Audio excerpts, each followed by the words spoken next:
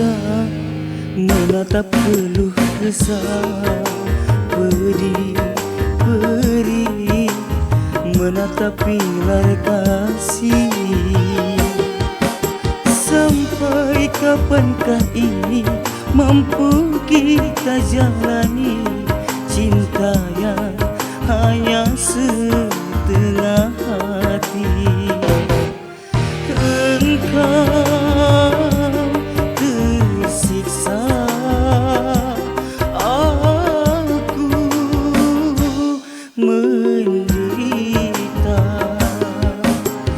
Di antara kita hanya ada pura-pura dan sandiwara.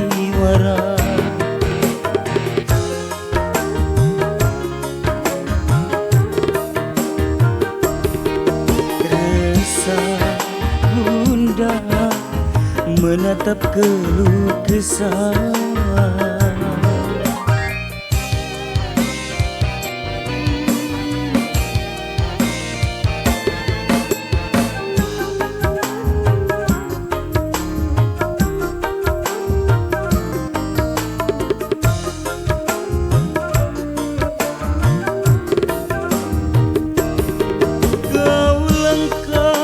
kaki dengan maumu sendiri, sementara aku tiada mampu mengikuti.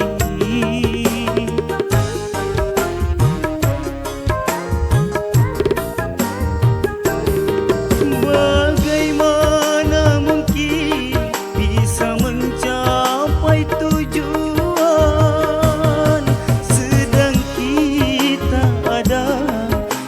antara dua jalan?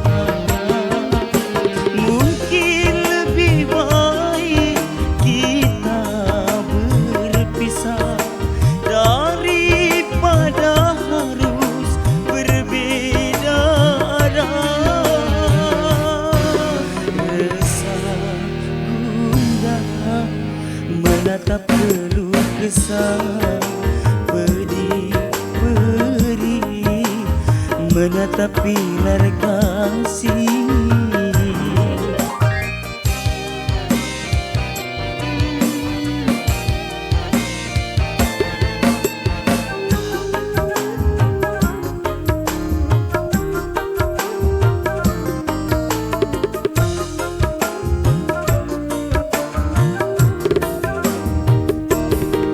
Kau langkahkan kaki dengan maumu sendiri, sementara aku tiada mampu mengikuti.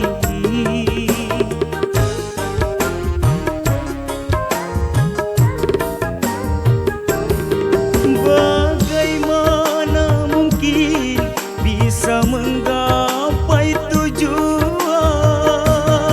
sedang kita ada di antara dua jalan? Mungkin lebih baik kita berpisah daripada harus berbeda arah. Resah bunda menatap keluh kesah, perih menatap pilar kasih.